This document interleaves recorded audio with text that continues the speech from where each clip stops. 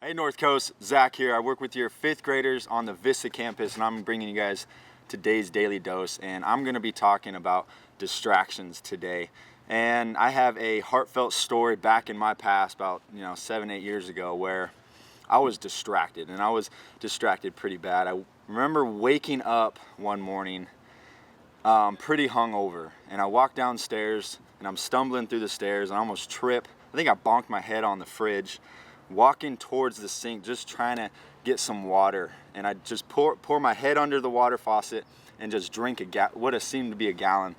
And walking upstairs, going back to bed, I had about 10 missed calls from my coach. I was currently playing football for the University of Nevada, and I had about 10 missed calls and 3 texts from some buddies on the team and asking me where I'm at, and I was super confused. I was probably still a little bit intoxicated from the night before about being distracted, but I call my friend. I'm like, hey, what's going on? They're like, Zach, where are you?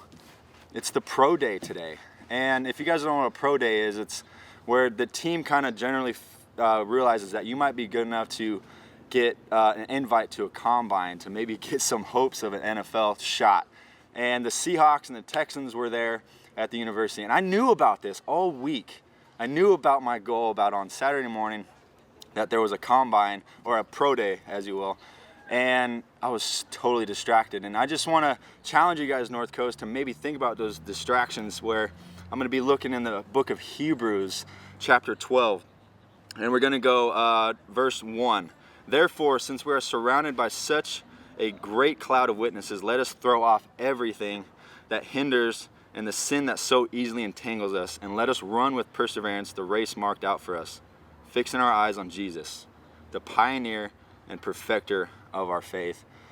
And that brings up another story, and it's just it brings back to that point of like not trying to get distracted. And it reminds me of a story that Chris Brown said, where things that you can get distracted by could be bad. It could be alcohol, it could be drugs, it could be bad relationships, but it can also be good things. It could be relationships or things that you're trying to pursue that makes your eyes not fixate on the glory of God. And it just breaks my heart, because I know what you guys are thinking. They're like, Zach, how could you do that?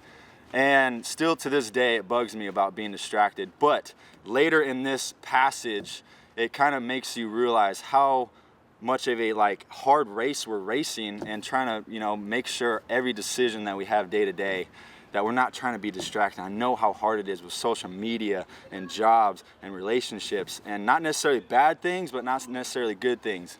Now, for us that are kind of involved in open hand sinning, getting drunk and all that stuff, like I was in the past, you have to get rid of those things that hinders our journey as a Christ follower. So later in that passage, it just says, consider him, Jesus, who endured such opposition from sinners, so that you will not grow weary and lose heart. And all I'm talking about is not to try to get discouraged. And I know it's hard, because when you give up those distractions, you lose friendships. You lose people that care about you, not necessarily in a good way, but I lost all my friends. When I decided to stop drinking, I'm almost 3 years sober. When I stopped being distracted and trying to run the race Christ has for me, everything ended up being in complete joy, in remembrance of what Jesus went through.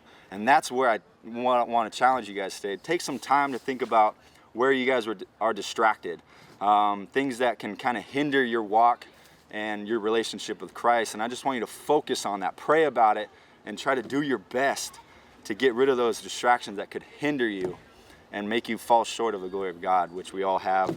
But let's try to keep going. I love you guys. See you soon.